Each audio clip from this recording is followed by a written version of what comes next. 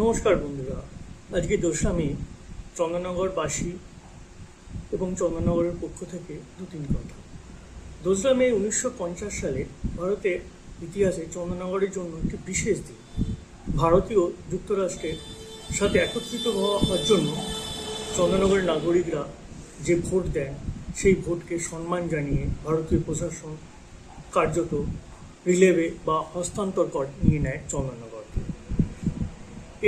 এই দিনটি হচ্ছে চন্দননগরের নাগরিকদের সম্মান জানানোর দিন, তাদের ইচ্ছাশক্তিকে সম্মান জানানোর দিন, যা ফরাসি গভর্নমেন্ট জানিয়েছিল।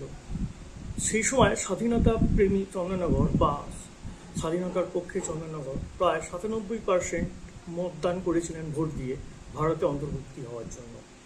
এটি চন্দননগরের ইতিহাসে অন্যতম এক মাইল ফলক এবং এই বিশেষ দিনটি আমাদের চন্দননগরবাসী হিসেবে প্রতিনিয়ত স্মরণ করে রাখা উচিত।